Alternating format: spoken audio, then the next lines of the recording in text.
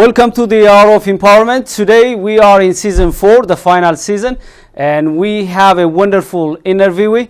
His name is Dr. Eugene T. Wilson, who is the founder and president of Equipping Church Leader and principal member and consultant with Masters Highway Consulting Group. His leadership and consulting experience draws up on nearly 30 years of pastoral ministry, including senior pastor. He is the author of Real Line, God Called Leaders Connecting with Their Purpose, and recently, 70, Everyone Needs a Team. He's also a monthly columnist for the Pentecostal Herald magazine and has been published in numerous other magazines. Eugene holds a BA in Religious Studies, MA in Human Relations, and a doctorate in Strategic Leadership from Regent University. His passion for helping leaders has led him to conduct leadership training and development abroad as well as all over North America. Eugene, thank you very much for coming. Oh, thank you. It's definitely an honor to be here today and to talk with you and share in this subject of leadership. It's really an honor. Thank you. Thank you for coming. I know you are very busy traveling, but you found time to talk to us about the importance of character in leadership. My first question is, when did you find out the importance, the significance of character in your leadership? Well, that's an interesting question. As you've already mentioned in my introductory remarks, I am a minister. But along with that, which I didn't say, I haven't said yet, is that my father is a pastor. My grandfather was a pastor. My father-in-law is a pastor. My brother's a pastor. My sister married a pastor. My uncle's a pastor. My other uncle's a pastor. I could go on. But between my wife and I, we have 27 pastors in our extended family. So growing up around a minister's home, you hear a whole lot about character. You hear a lot about the importance of character. You hear a lot about the importance of leading in a way that is worthy of a followership. In the church world, you're dealing a lot with volunteers for the most part. And so you have to lead from a standpoint of influence. So I heard a lot about character from those areas, and that really made an impression on my mind of the importance of character. And then along with that, as the years have gone by, not to be negative, I've also been greatly impacted by the effects of some leaders who lacked some character in their life. A very dear friend of mine a few years ago lost his leadership position because of a moral failure in an area of a character development that he was able to cover up for many years. And later on, it caught up with him. Thankfully, he has been restored in his relationship with his wife and his family. It impacted me, a good friend of mine. And then I've also was served under a senior leader who, after I had resigned and left, a great man, a great leader, learned a lot from him on leadership. But after I had left my position, he had a moral failure. And I watched the fallout from that, the residual effects, and it made a huge impact in my mind concerning the importance of character, and it actually drove me back to looking at my own life and making sure that I had, if you could say, shored up or protected areas in my life so that I would not have the same type of thing happen to me at some point in my life. So both of those things have really impacted my thoughts towards character and the importance of character. And consequently, not only have I looked at, not only have I looked at the importance of character, but I have also taken some steps to actually do some things about some of those areas in my own life. One of which is a form of accountability. I have some friends that are very dear to me that I have confined in and in areas of my life to make sure that I continue to build the character that I make it a very important part of my life. So I'm very thankful for those friendships. If without that, I hate to be out here trying to maneuver through some of these things without those connections. Now you mentioned about how you have taken character very seriously. Why do you think leaders should take character very seriously? Why they should spend their time, energy, resources to build their character? Very, very good question. The word character actually comes from a Greek word meaning engraving. So it actually refers to these deep marks that life etches on a person, and many times is also viewed as like moral excellence. Character actually is like the inner reality of the thoughts, the speech, the decisions, the behavior, where relationships are rooted. One individual I've heard his statement has said that character is doing the right thing despite outside pressure to the contrary. I was actually confronted with something that happened a few years ago. A friend of mine who was trying to make some decisions in life and actually tried to confront me and made a statement. And he said, well, let's let the law of public opinion decide who's doing the right thing. My response, almost immediate without even thinking about it, my response is that sometimes you just do the right thing because it is the right thing, in spite of what public opinion may say. And I did. In this particular situation, I took a stand in which some people in the public opinion, so to speak, those that were aware of it, thought negative of me. But I have since noticed that the same individuals now, in knowing more of the story, have come full circle. So it's not really the law of public opinion that matters as much as it is just doing the right thing because it is the right thing to do. And in time, they will come around. You asked the question, why should excuse me, leaders take character seriously?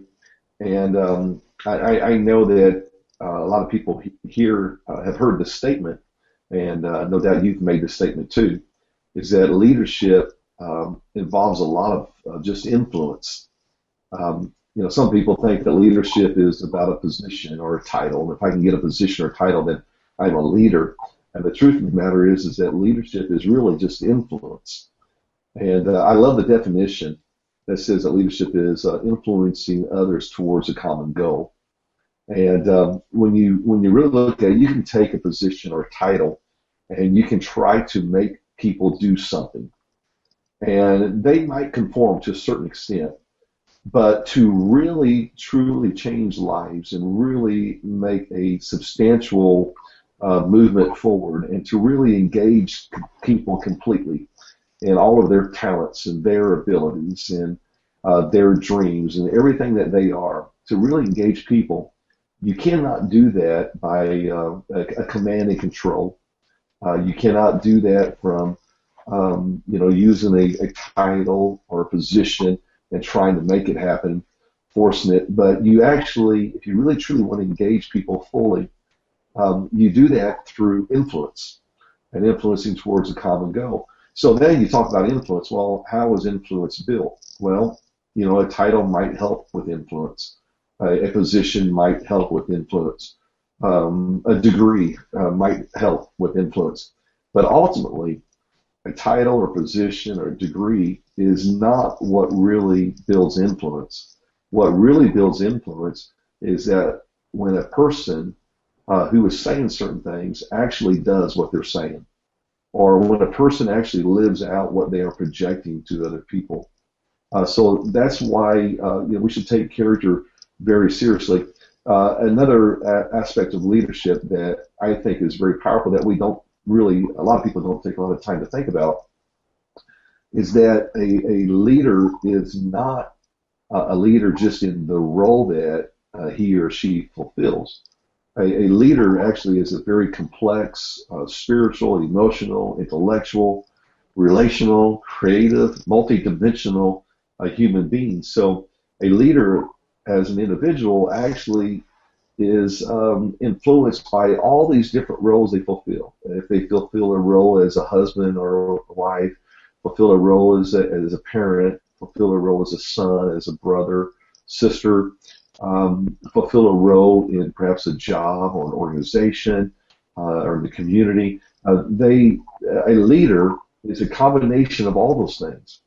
And to think that I can walk into a room and in which I fulfill my role as a leader and flip a switch, and all of a sudden I become a person who's got great leadership abilities, and I'm able to operate and function as this great leader because I'm fulfilling my role, and walk back out of that room and be a totally different type of person, to lack character in my life and be abusive to my children, or to be abusive in my language to other people, or to step out of the limelight and the leaders that I'm working with, to mistreat them and to be abusive in my leadership style. To do those kinds of things are character issues, and the truth of the matter is that we might think that they do not affect me in my public role as a leader, but they are. Those things are influencing the person that I am becoming. They are influencing my decisions. They are influencing how I work with other people. My character impacts my life in every area of my life. And if it's showing up very weak in some areas of my life, then perhaps other people don't see it in others, I would be very foolish to think that it is not impacting my leadership, because it is. So character is very, very important. Leadership is actually, I love this statement an individual made, said that leadership is an inside-out phenomenon. It actually flows from character to conduct. And I love that statement. It is an inside-out phenomenon that flows from character to conduct. So I believe that's why leadership is so important. Again, it's back to the influence. If you talk about leadership, you could say leadership involves calling. You got to know that, well, I want to be a leader, or somebody wants to give me a promotion into leadership, a desire to lead. So it involves this aspect of calling. It definitely involves competence. If you're not skilled to lead, you're going to struggle. So there is skill that is involved. It definitely involves confidence. Knowing that I have the ability to do some things and willingness to step up and lead. And then it involves character. So you got calling, competence, confidence, and character. So it's kind of like a four-legged stool or a chair. You can have four legs to it. All the legs are important. If I took one of those legs out of the chair that you're sitting in right now, you're going to be on the floor here in a second. So all the legs are important, but I would have to say that if I was to try to pick which leg really, really, really matters, I would have to say that it is character. Yeah, so you say that leadership is not all about communicating with people, having title and controlling people, but it's about influencing. And a leader cannot influence without character. As you already know that people debate on this issue, which means it's a bone of contention, character. Some people say that it doesn't matter what the leader does privately, because for some people, character is private. It's not public. So how do you see that debate? Like some people say character is private. It doesn't matter what the leader does in his private space, but many experts say that yes, character is public, and it matters what a leader does in his private space. Correct, and you're absolutely right. It's interesting. I had this conversation with about 50 people in a seminar here just a few weeks ago, and we got to talk about this, and we actually talked about the four-legged stool. That calling, competence, confidence, character, all these things matter. But again, if I had to choose one, I'd have to say that character is most important. And one of the reasons why is that most leadership failure, to be able to really lead, most of the leadership failure is not because or due to the lack of calling, or even the lack of skill, or the lack of confidence to step up and lead. But most leadership failure actually is traced back to character. I could give you countless cases of public figures here in North America. To talk about business leaders, to talk about leaders of nonprofit organizations, and many of them, when there is a derailment, a leader is no longer able to lead the organization, it is due to character issues. We're experiencing this right now in North America with sports players, professional athletes who have great skill, and they could argue, well, character doesn't matter, but they're being kicked off of teams. It's just happened the last couple of days in the news here, with individuals kicked off of teams because of a lack of character. So the argument, and I've heard the argument many times, well, character really doesn't matter. And I think the reason is that is maybe somewhat of an argument that people will try to promote, is because there have been times that we have been willing to turn a blind eye, or close our eyes, or turn away from the lack of character, and continue to work with people and use people and follow people who do not have the character that is needed. But that is short-lived. For any longevity over a long period of time and influencing people, character is going to be a major factor. You can't get away from it. It will be a major factor.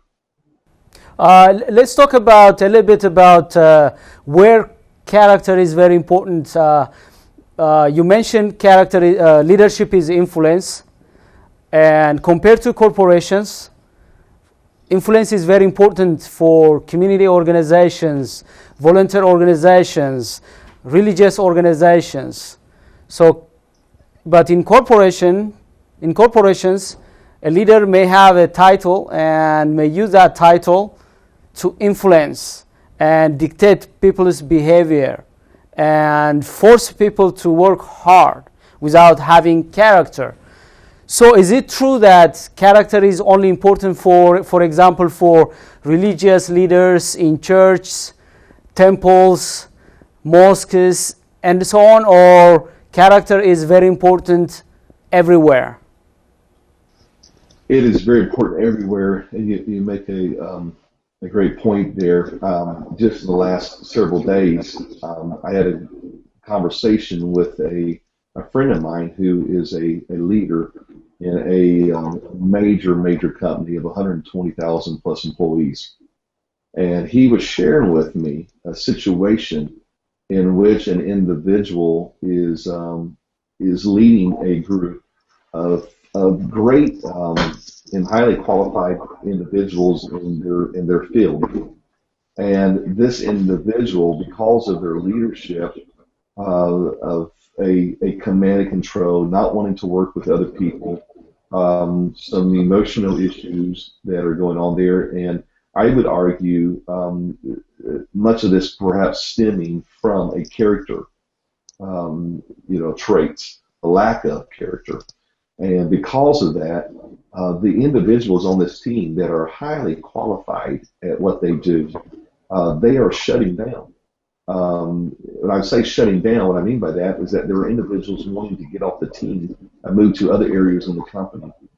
The ones that are on the team still, they're not operating in their fullest capacity. They are doing the bare minimum that is required. They're not going the second mile. They're not offering more. There's a lack of collaboration together. There's an emotional emotional, like a drain that is taking place, where that they do not have the emotion to really want to engage. For an example, trust is a character trait, and the relationship between a leader and a follower is built on trust. In fact, they say that trust is one of the largest character traits that affects a leader-follower relationship. And followers will begin to shun leaders who they feel that they cannot trust. And again, this is a character issue. So some people think that a leader should be followed unquestionably because of their position or their title. People will follow to a certain extent, as you're describing, because it's dependent upon them getting a paycheck. It's dependent upon them being able to stay in the organization and perhaps advancement for themselves. But they will not, this is a fact, they will not be able to function to their fullest capacity as long as there's a lack of trust and there's a lack of being able to have that influence with the leader and a follower because of a leader's character issues. Why is character a rare commodity? I mean, why don't we find great leaders everywhere at all levels with character? Well, for one, we have tended to a certain extent, we have tended to operate from a performance-driven mentality. We reward performance. We do not reward value or character. And this is one of the things that needs to change, because character and being a value-driven organization is very, very important. It's increasingly becoming important in our world today. And to operate from an old mindset of an industrial age, of a hierarchy that you just do it because I commanded you to do it, well, we don't live in that type of society any longer. We live in an information society. People are able to get on the internet and different technology and be able to get different opinions, and the list goes on. And so there's a lot of opinions out here, and the hierarchy model that was effective in the past is not as effective as it is today. And yet some of our organizations are struggling to catch up with what is taking place in the world around us. So our organizations need to catch up and realize that we live in a value-driven society, and increasingly so, and not so much performance. And we need to quit rewarding performance when and start rewarding values. For an example, I was, it happened to be in a church context, but I was actually speaking, doing a seminar, and this group was talking about wanting to become more value-driven as opposed to performance-driven. And as I was teaching this, the individual there that was on the leadership team began to talk about how that he felt as though that he had not been effective in his leadership over that past year, that he had been a little lax. And the reason is because his wife had actually had been placed in jail for about 9 months. And he was raising his own children. And so here's a guy who's stepping up to the plate, and he's being a value-driven person. He's trying to do the right thing with his family. And everyone in the room was like patting the guy on the back and saying, "Man, you did the right thing. You know, you were taking care of your family. You were doing a good thing here." And just a few minutes after that, we turned around and we gave an award to an individual who was leading a department there in this church because of their performance. The numbers have increased. They have reached success. In our eyes of success, that's performance-driven. So it's sending these contrary messages. We're saying we want to be value-driven, we recognize the need for people to do the right thing, and then we're turning around and we're rewarding performance. And so I think it's one of the things that organizations need to do. I think it's something that we can do to actually help send the message that, we need to place a premium on character and values and build around that as opposed to performance. So I think what we reward, in the short answer, what we reward can really set a tone in an organization as to what direction we're going to go, whether we're going to be just performance, look at the bottom line, and constantly, have to create carrots out in front of the mule in order to pull the wagon, or whether or not we're going to go to individuals and say, hey, let's build around character, let's build around values, and then let it grow from that. And I maintain, and I've seen it happen in businesses and organizations of all types, that when you build around character and values, it's so much better. The growth, there's greater growth, there's greater harmony among the people, there's more collaboration together for innovation, and it's such a better world when we do those things as opposed to just being performance driven. So you're saying that we don't have many great leaders at all levels with character because we reward performance than character. So the question now is, rather than being performance driven, we should be values driven. The question maybe is, whose values? I mean, people have different background, religious background, cultural background, upbringing background, and so on. So are there universal values we should base?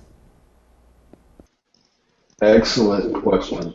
I may let you answer that one. It really is a great question.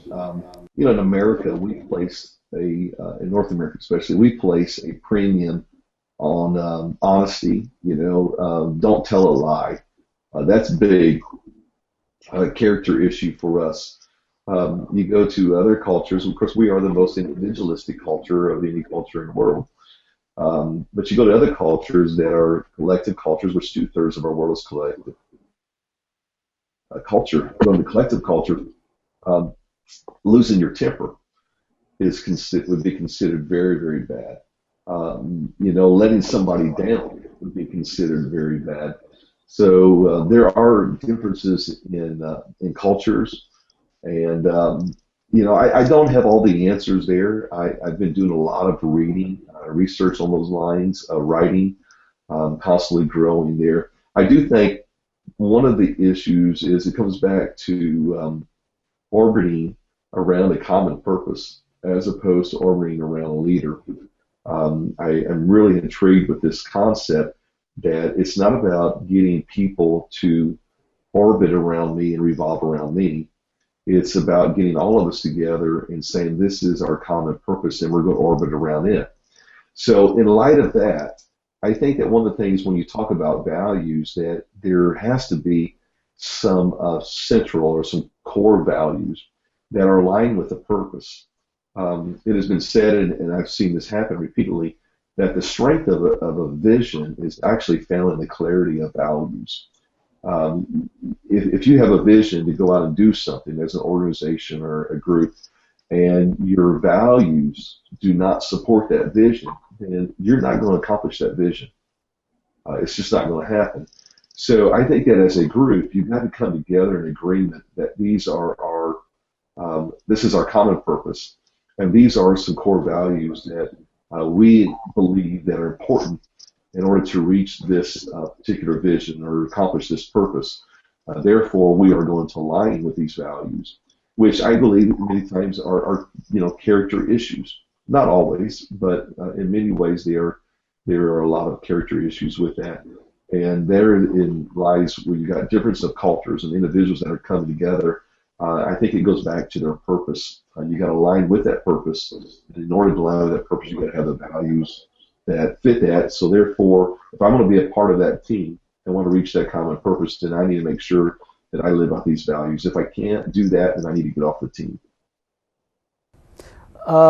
The next question I have is why families, organizations, communities, and nations fail or struggle when character is missing from the leadership? It's already been stated I'm a minister, so I want to refer to something in Scripture, but not from the standpoint of being a minister and preaching, but from a historical standpoint. I think it's very, very interesting to me. And you find that in Scripture, you've got the Apostle Paul, and he's warned this pastor. His name's Timothy. He's warned him, these leaders of this church in Ephesus, that the time is going to come that there are going to be leaders that are going to rise up in the church that are going to be abusive. They're not going to be the kind of leaders that they need to be. 5 years after making this warning, these very things were beginning to take place in the church in Ephesus. So Paul writes this letter to Timothy, and he writes about these qualifications for leadership. His answer to this problem that's taking place in which these abusive leaders are now rising up within leadership positions in the church. His answer to dealing with that was to actually write this letter to Timothy that says, here's some qualifications for leadership. When you put a leader into a position, these are the things you need to be looking at. The church is, by this time, is a fairly well-established church. He doesn't write to them about job descriptions. He doesn't write about structure or systems. He doesn't write about giftings and callings. Instead, he writes to them about leadership qualifications. Now, this is why I wanted to use that, is to make this statement that the historical impacts of this letter to Timothy is enormous, because there was a Roman Stoic philosopher whose name was Seneca, and he was an advisor to Nero. And he lived during the same time that Paul is writing this letter. And what is interesting is that he writes and he calls for similar conduct as a way of living. He basically has got these same leadership qualifications in his writings. So it is believed by many biblical scholars that what was happening is that Paul was borrowing from Seneca these leadership qualifications. And he was saying, in essence, that these are considered the highest ethical ideas of this Greco-Roman philosophy. And Paul is saying that we can, if the society is expecting this out of their leadership, then how in the world can we, the church, expect anything less? And what is even more so powerful about this is that the church at this time consisted mostly of homes. So it's families. And Paul's coming in and he's saying that society's expecting this out of its leaders. Here we are as a group, and largely based within the household and influenced by households. How can we allow leaders to be anything different within the church? In fact, we all be better than that. So what I derive from that in helping organizations and groups in the 21st century is that an organization is largely dependent on the success or the ability to achieve its goals is largely dependent on its leaders, because a leader, people will not follow someone they do not fully trust. So the home, you're asking about the home factor is huge here. Paul basically says in his letter that if a leader cannot lead at home, then how in the world can he lead a group in public? And he's basically writing the same thing that this Roman philosopher Seneca is writing, and who's an advisor to the Emperor Nero. He's writing basically the same thing. Hey guys, if we can't lead at home, we can't lead in our families, we can't display character in all these areas of our life, then how in the world can we do that in a leadership position in the public? So the home, the family, all those things come together, and a leader's family is an indicator of his suitability for leadership. It really is an evidence of what a person is really like, and it also correlates to the perception that others have of him. So it's very important in families and communities and organizations. There's a lot of distrust in our world today. There's a lot of brokenness. There's a lot of brokenness in our families, a lot of brokenness in our communities. There's struggles in organizations. And to me, that just solidifies this that character matters. It really does matter. And if we can begin to change and shore up and support the need for character development, I believe that we can make a great impact on our families and our communities and organizations of all types. You mentioned the importance of character in terms of having sound families, communities, organizations, and nations. You're right that there may be many other factors that affect a family, a community, an organization, or a nation, but character is one of the centerpieces that affect these entities. For the success of our families, communities, organizations, and nations, leaders of these entities should have character to lead and successfully embark on the destination that they envisioned collectively. My next question is how leaders develop character. What are the steps they should take to develop character? Well, if you go into a bookstore, you're going to find that you go to the leadership section. I've done this many, many times. I love to read leadership books, development books. I've done this all my life since I was a teenager. But you go in there and you pick them up and you read them, and the majority of books are going to focus on doing. The majority of books is all about, how can I get people to do what I want them to do? I even, in teaching some of these things to some young leaders, I've had more than one time young leaders come back to me and say, wow, you blew my mind talking about values and character. And I've never heard anything like that. But how do I get people to do what I want them to do? And, we've seen to revert so much back to doing. And I really believe that our leadership really flows out of what we are becoming. It's not so much about doing something, it's about becoming something. And here's an example. It's not what's in your head. It's not the knowledge that you know that governs your actions. Instead, and especially, and here's an example, especially in the heat of the moment, what governs people's actions is what people are at their very core. In the heat of the moment, you can be saying something, yeah, I should be this way, I should be this way. Well, the heat of the moment, push comes to shove, at that very moment, you are going to lead from who you are. You're going to respond from who you are. You're going to act from who you are. You're not going to act from what you know in your head. But yet, leadership books seem to focus so much upon what you know. Well, let's go do this, or let's go do that. And here's these steps, and how you can, get people to follow you, and how you can build an organization, and the list goes on. And a lot of our leadership books and teachings do not focus on becoming. And yet, becoming is what we lead from.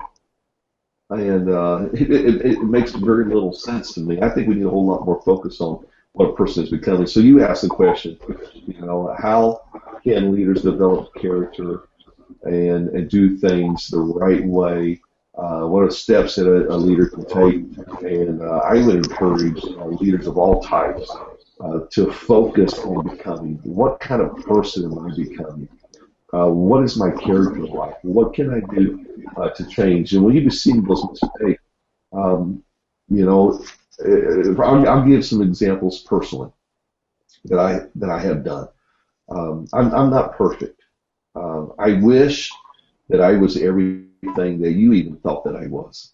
I wish that I was everything that my parents think that I am. I wish that, but I'm not perfect. Nobody is perfect, so.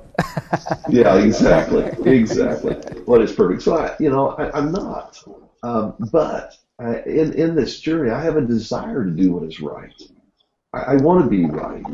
I want to be right in my character. I want to be right behind the doors so no one sees the things that I'm doing. I have that desire. I struggle at times with it. For me personally, my endeavor is to be the person that I need to be and to lead good character. It actually flows for the most part, it flows out of spiritual disciplines. That is my faith. It's very important to me. And I believe that to be the person that I really need to be, my faith is going to be essential, and I've got to have good spiritual disciplines. And I seek to do those things. Along with that, my relationship with my wife and my children, I have two children. I have a son in college and a daughter that is in high school, and they are very, very important to me. Some of the most important relationships that I have, and I am constantly evaluating as to whether or not I am giving due diligence to my family. I'm busy. Last year, from April to December the 31st, I slept in my own bed 33 times. A lot of traveling. And thankfully, my wife and daughter were able to go with me on a lot of that, a lot of those trips. But I'm constantly evaluating, what am I doing to give due diligence? I'm making some changes in my own personal life to be able to spend more time and to make sure I'm not traveling as much. I'm only as good in the leadership position in the public as I am with myself and my family. And one of those things that I do is that I spend time in evaluation. I believe that one of the greatest gifts I can give myself is to be honest with myself and to participate in self evaluation of my life. Where am I spending my time? Where are my thoughts? Where is my energy being directed towards? And thankfully, I have surrounded myself with some very good friends who, again, I allow to have accountability into my life. I ask some of them to call me, ask me, what have you been looking at? Where have you spent your time? Are you maintaining your spiritual disciplines? I'm very open with a few friends of mine and allow them to have that voice in my life. And that means a lot to me. So those are the kind of things that I'm doing personally to help shore up and continue to build and develop character in my life. And then, again, as I stated as we first began the talk, seeing some people around me who have had some moral failures and some character flaws that have come to the surface, and seeing the impact, the residual impact that has had on the lives of individuals, and that makes me even more so want to do what is right. You mentioned about the importance of understanding that character, like we invest on our intellect, we should also invest on developing our character. I would like to quote what Albert Einstein said. He said that people think that intellect makes a great scientist, but character makes a great scientist. They're wrong. Character makes a great scientist. So the challenge is that, most of the time we invest our time in developing our intellect, thinking that it makes us better, great. But actually, character is the one that we should invest time, because it is the one that makes a great leader. Yes, that is so well said. So well said. Thank you. Yeah, and Emerson. Yeah, Emerson also said that character is greater than intellect. So from your discussion, I see that you are encouraging our audience, you are encouraging us to invest time, read books, sit down, reflect, that you have been already doing that, reflecting on what you have been doing, making yourself accountable to your inner circle, and so on and so on. It's very important. I like also the approach of Ben Franklin. I once read his biography, and in that biography, he talked about how he evaluated his character on a daily basis. He sits at the end of the day and see where he lacked character that day, in his communication, in his behaviors, in his decisions, in his actions. So from your discussion, I conclude that we need to take time, if possible, like Ben Franklin, every day, but at least every week or every month or at least quarterly, to sit down, reflect, and see where we are lacking character. How can we improve it? And as you mentioned also, that we should have a clear picture where we want to go. I want to bring, for example, a case where, for example, if I am a law enforcement person, the kind of character I should develop is different than if I am a spiritual leader, whether I'm a Christian leader, a Muslim leader, or a Buddhist leader. The kind of character I develop is different than somebody who is, for example, a security agent. The kind of character you develop to match your duties. But as individuals, we should have this character based on universal values. So even if our values are different, we should find ways to have character based on universal values. Because I may ask you, are there universal values because there are diversity in culture, upbringing, spiritual values, and so on and so on. But can we find universal values that we should respect and develop our character based on those universal values? I believe so. From my understanding and research and readings, most faiths, whether it be Christian or any other types of faith, and there are many in our world today, most faiths seem to display many of what we would call universal values. There are a lot of similarities, in treating people right. I'm thinking about right now, as my mind is, I'm saying these things, I'm thinking back to encounters I've had with people of so many different types of faith that are not, they don't claim to be Christians, they're not Christians, but yet they are displaying these same type of values. People who are agnostics are displaying many of these same types of values. So I believe very much so in what you're saying. And character in and of itself is not a Christian thing. It's not a Muslim thing. It's not a Buddhist thing. Character is the engravings. It's the markings on a person's life. It's what makes a person function as they do. And so character is not a Christian thing. Character is just these marks. And a person who does the right things, who is a positive influence in society, in the community around them, and is trying to do what is right by these kind of things of a larger group beyond themselves. That's where character really impacts. But again, the character is an individual thing, but it's displayed and impacts the community around us. So it is very important, and you make a great point there, and thank you for what you said. Let's say that some people say, I don't care about character. I work hard, discipline myself, develop my intellect, and I don't mind about developing my character. Why should I worry about that? So let's talk about the prices of failing to develop character. What kind of prices individuals, organizations, and nations and communities pay when character is missing from leadership? Again, back to some of the stories that I was sharing, the residual effect when an individual lacks character, and there is an impact in a public way because of a lack of character. The residual effects of that within an organization are enormous. There's a statement that's out there, which is a book written by Dr. Sandra Wilson, which is no relation to me, but she wrote a book called Hurt People, Hurt People. And people, in other words, people who have been victims become victimizers.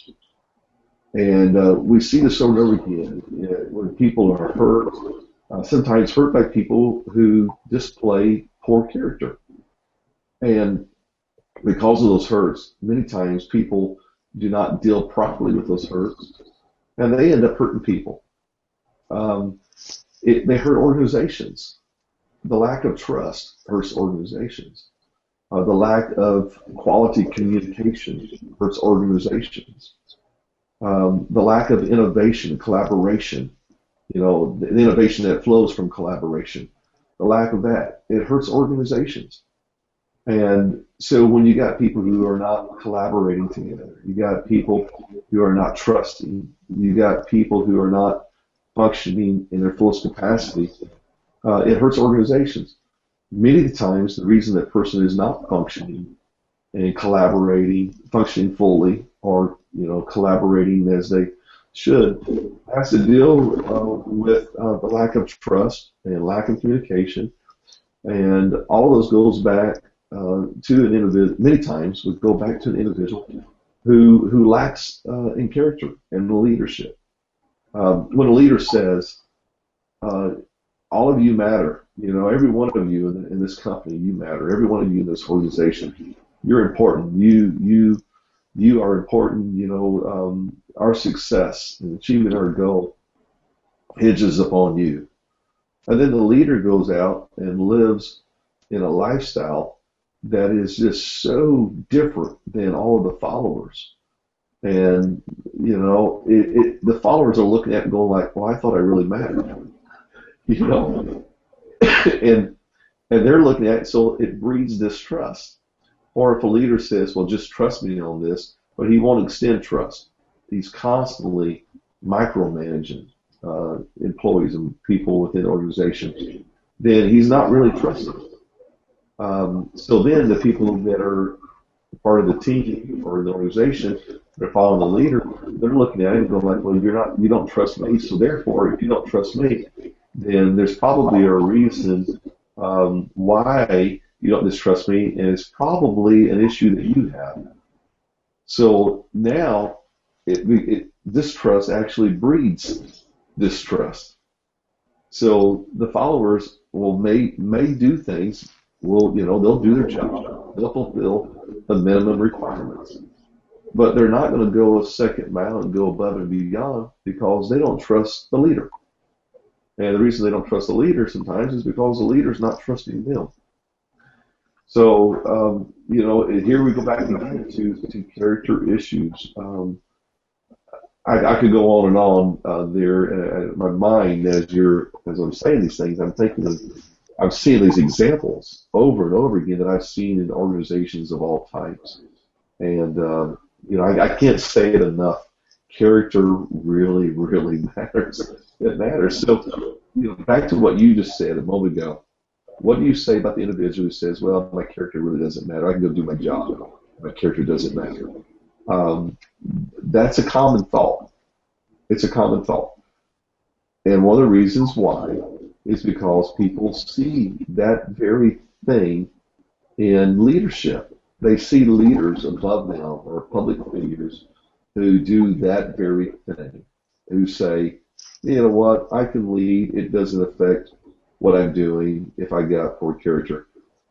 It is affecting because we don't trust those public figures like we would if they had real good character. We don't trust. And the lack of trust limits what we can do together. So in an organization, a guy who says, well, my character doesn't matter, you just go do your job. Well, you know what? They'll do the bare minimum. The followers will do what they need to do in order to keep their job.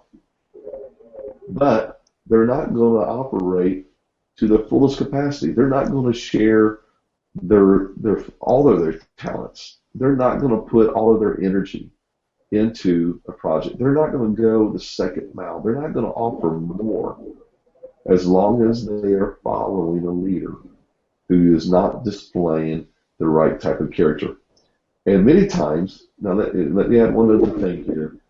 Many times an individual is saying, well, they don't see what my character is really like. I'm able to function out here in my job and my role as a leader in an organization. I'm able to function there, and my character is behind closed walls. No one really sees that. So the followers, they don't know that. Well, the truth of the matter is, as I've stated before, what you are as an individual is actually affecting your decisions. So your followers may not see your lack of character, but your decisions will not be the quality decisions they need to be when you lack character, because you are a multi-dimensional individual. You comprise all the roles that you fulfill. You cannot separate one from the other. It influences you. It influences your decisions. It influences how you move. So even though other people may not see it at this time in your life, usually the bridge is out. If there's major character flaws, it will reveal itself. But even though they may not see things, it may even be smaller, minor issues, it's still affecting you. It's affecting how you're leading. And that is affecting your followers in your organization. You're right, because individual leaders, we know that there are many great brands and great leaders who failed the character test and they lost their reputation, their brand. And we know that there are many companies who failed that character test and went bankrupt. And also, we know that now there are many nations inviting their diaspora people, inviting foreign investment to invest in their country. But the problem is, when you look at the leadership, you see corruption, you see untrustworthy behaviors, decisions, and actions, and favoritism. And then because of that lack of trust, people don't want to invest. So you can imagine how many dollars, how many investments they already lost because there is no trust. So saying that character doesn't matter for my household or my organization or my nation, it doesn't work, because when character fails, trust is not there. If there is no trust, you can't really function as a business, as a nation, and succeed and meet your goals. My final question is, I know that you are a great leader, you have people under your influence, and also you have mentees. How do you help your people under your influence to develop character? One of the things I think is very important is instruction. As you have been doing here today, having this discussion and this talk is essential in helping people. An awareness, instruction many times brings an awareness to people of the need for such things like character. Without that awareness, people will continue to operate as they have. Awareness is so important. If a person doesn't know that things need to be different, they'll never be different. So there is a need for awareness that many times comes through instruction.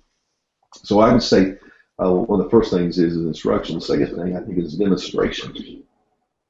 It's one thing just to sit here and for you and I to have a talk about character, and or for me to get up in a seminar and teach on character, and I've done this before, or write a paper on character, which I've done that before.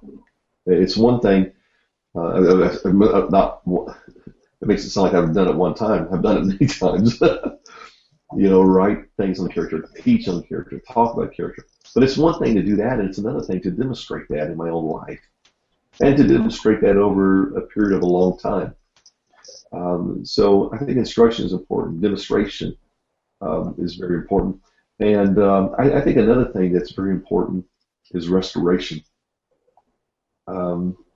When someone has character failings and mistakes, I think we need to do all we can to restore people, to help people. I think one of the issues that keeps people from coming forth with maybe some areas of struggle in their character and getting the help they need before there is a derailment is because some people are so afraid that they're going to be judged negatively and be placed outside of an organization or lose their job or looked down upon and lose their influence. And so I think that it would really behoove us as people in communities and organizations to do what we can to restore people.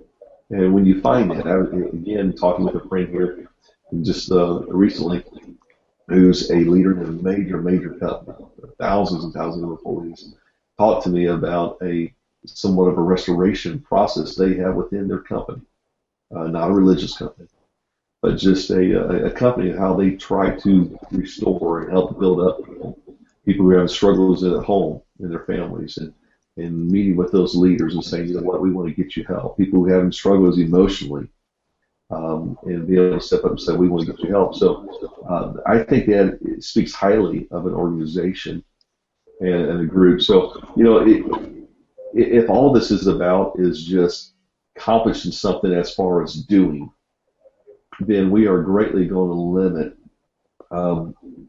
our ability to really do something. So what this really needs to be about is not so much our doing something, but again, it's really about us becoming something. And if we'll become and focus on that, then there will be great doing. There'll be great performance.